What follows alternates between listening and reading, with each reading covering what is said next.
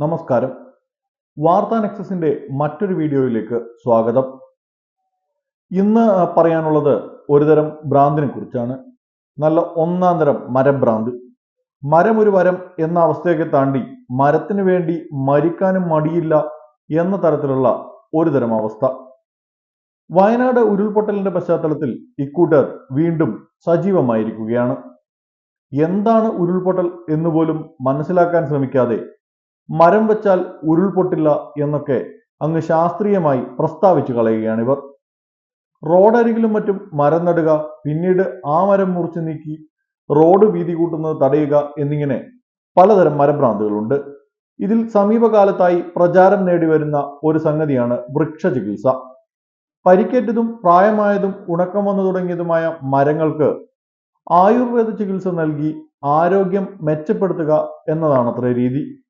കോട്ടയം സ്വദേശിയായ വിനു മാസ്റ്റർ എന്ന വ്യക്തിയാണ് ഈ വൃക്ഷവൈദ്യൻ.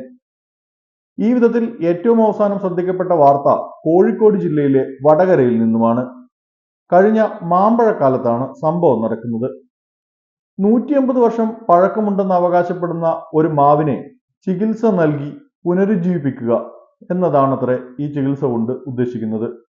18 തരം മരുന്നുകളും 3 തരം മണ്ണും ചേർത്താണ് ഈ പ്രത്യേക മരുന്ന് തയ്യാറാക്കുന്നത്. മാവിന്റെ ചുവട്ടിൽ നിന്ന് തന്നെയുള്ള മണ്ണ്, ചിതൽപുറ്റ് തല്ലി പൊടിച്ചെടുക്കുന്ന മണ്ണ്, പാടത്തു നിന്നുള്ള ചെളി എന്നിവയാണ് മണ്ണിനങ്ങൾ. ഇനിയാണ് മരുന്നുകളുടെ വരവ്. പാൽ, നെയ്, തേൻ, കദളിപ്പഴം, പൊടിച്ച ധാന്യങ്ങൾ, ചാണകം തുടങ്ങി 18 ഇനങ്ങളുണ്ട്. ഇതെല്ലാം ചേർത്ത് കുഴച്ച് തറനിരപ്പിൽ നിന്നും ഏതാണ്ട് 1 മീറ്റർ ഉയരത്തിൽ തേച്ചു പിടിപ്പിക്കലാണ് പ്രധാന കാര്യപരിപാടി. പിന്നീട് തുണി ഉപയോഗിച്ച് ഈ ഭാഗം ചുറ്റുവരിഞ്ഞു വെക്കും. യാതൊരു ഫലവുമില്ലാത്ത നടപടികളെ തൊലിപ്പുറത്തെ ചികിത്സ എന്നാണ് പൊതുവെ വിളിക്കാറ്. ഇവിടെ മരത്തിന്റെ തൊലിപ്പുറത്ത് ചികിത്സ നടത്തി അത് പ്രാവർത്തികമാക്കുകയാണ് ഈ കൂട്ടർ. 10,000 മുതൽ 15,000 വരെയാണ് ഓരോ ചികിത്സയുടെയും ചെലവ് എന്നതുകൂടി മനസ്സിലാക്കുക. മരത്തിന്റെ പുറംതൊലി അഥവാ ബാർക്ക് എന്ന ഭാഗം വളരെ കട്ടിയുള്ളതും പുറമെ നിന്നുള്ള വസ്തുക്കളെ തടിക്കുള്ളിലേക്ക് കടത്തിവിടാതെ ഈ മരത്തെ പൊതിഞ്ഞ് സംരക്ഷിക്കുകയും ചെയ്യുന്നതാണ്. അതിനു മുകളിൽ മണ്ണും പാലും പഴവും ചാണകവും തേനും ഒക്കെ കുഴച്ച് തേച്ചാൽ എന്ത് സംഭവിക്കാനാണ്? ഇത്തരം പ്രവൃത്തി കൊണ്ട് മരത്തിന് യാതൊരു ഗുണവും ഉണ്ടാവുന്നില്ല എന്ന് മാത്രമല്ല, കടുത്ത ദോഷവുമാണ് സംഭവിക്കുക. ചിതൽപുറ്റിൽ നിന്നുള്ള മണ്ണിൽ ചിതലിന്റെ മുട്ടകൾ ഉണ്ടാവും. ഇതിലൂടെ ചിതൽ പടർന്നു പിടിക്കാൻ വളരെയധികം സാധ്യതയുണ്ട്. ഈ തേനും നെയ്യും പാലും പോലുള്ള വസ്തുക്കൾ തേച്ച് കെട്ടിവെക്കുന്നതിലൂടെ ഒട്ടനവധി കീടങ്ങൾ, തണ്ടുതുരപ്പൻ പോലുള്ള വണ്ടുകൾ എന്നിവ ആകർഷിക്കപ്പെടും. ഇതും മരത്തിന് ദോഷമേ ഉണ്ടാകൂ. ദിവ്യാത്ഭുത രോഗശാന്തി പോലെ വൃക്ഷ ചികിത്സയ്ക്കും ബലമുണ്ടെന്നാണ് ഇതിന്റെ പ്രചാരകൻ പറയുന്നത്. ചികിത്സിച്ചതിൽ 70% മരങ്ങളും രക്ഷപ്പെട്ടിട്ടുണ്ടത്രേ എന്നൊക്കെയാണ് അവകാശവാദങ്ങൾ. മരങ്ങളിൽ സ്വയം റിപ്പയർ ചെയ്യുന്ന ഒരു സംവിധാനമുണ്ട്. അതിജീവിക്കാനുള്ള ശ്രമം ഓരോ പുൽക്കൊടിയും നടത്തും. അങ്ങനെയാണ് ഈ മരങ്ങൾ പുനർജീവിക്കുന്നത്, അല്ലാതെ ഇവർ നടത്തുന്ന തൊലിപ്പുറത്തെ ചികിത്സ കൊണ്ടല്ല.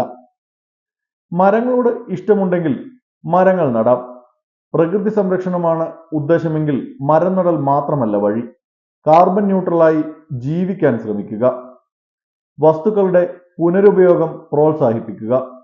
അങ്ങനെ ദൈനംദിന ജീവിതത്തിൽ തന്നെ നമുക്ക് ചെയ്യാൻ കഴിയുന്ന നിരവധി വഴികളുണ്ട്.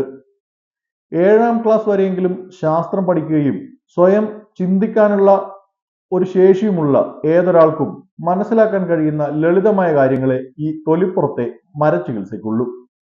പ്രകൃതി ആയുർവേദം എന്നൊക്കെ കേൾക്കുമ്പോൾ കണ്ണടഞ്ഞു പോകുന്ന സമ്പൂർണ്ണ സാക്ഷരതയുള്ള മലയാളികൾ ഈ ആഭാസത്തിന് കൈയടിക്കുകയാണ്. സമാനമായ വീഡിയോകൾക്കായി ഞങ്ങളുടെ ചാനൽ സബ്സ്ക്രൈബ് ചെയ്യാനും പിന്തുടരാനും മറക്കാതിരിക്കുക. നന്ദി, നമസ്കാരം.